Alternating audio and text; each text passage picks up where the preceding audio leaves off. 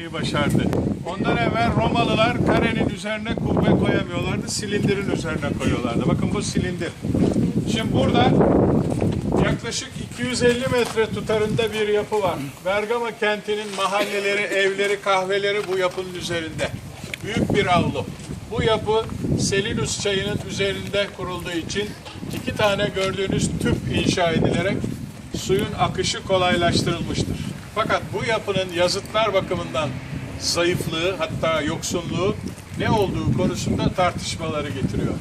Bir kere ortada tapınak benzeri ya da tapınak olduğu kabul edilen bir salonu var. Bakın bu kaidenin üzerinde Mısırlı tanrı Serapis'in yer aldığı dev bir heykel olduğu ve içine rahiplerin girip ses çıkarabildiği, Tanrı'nın sesini taklit edebildikleri yolunda bazı görüşler olduğu gibi ki elimizde neye dayanarak söylüyoruz? Alman Arkeolojisi Enstitüsü İstanbul Bizas diye bir dergi çıkarıyor. İlk sayılardan bir tanesini Anadolu'da Mısır tapınakları cildi olarak yayınladı. Sonra da bunlar keşfedildi. Bakın bu karşılıklı bu orta galerinin yanında da 2 tane böyle avlulu, havuzlu salon var. Bunların sonunda işlevleri tam olarak anlaşılmamış kubbeli, silindir gövdeli yapılar var. Kuzeydeki cami olarak kullanılıyordu, vazgeçildi. Daha önce Rumların Aios Spiridonos Kilisesi olarak kullanılmıştı. Bu bölge tamamen Yahudi mahallesiydi. Karşımızda sinagoglar var. Burada da bakın kapısı mimari sizi İzmir mimarisine yaklaştırıyor değil mi? Burası da büyük bir yağhane olarak kullanılmıştı. Cumhuriyet'in erken tarihlerinde de bu yapının bodrumu çömlekçi atölyesi olarak çalışmaktaydı. Şimdi bunun asıl bilinen ve sevilen kısmı orta kısmıdır.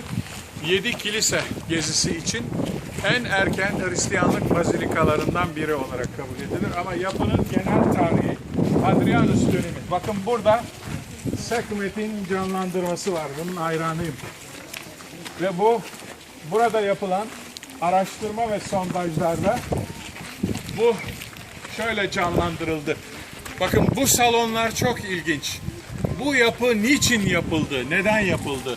Bence imparatorluğun muhteşemliğini, olağanüstü genişliğini ve bu imparatorluğun sınırları içindeki gizemli olayları gösterebilmek için yapılmış olmalı. Bu kadar paraya değer mi?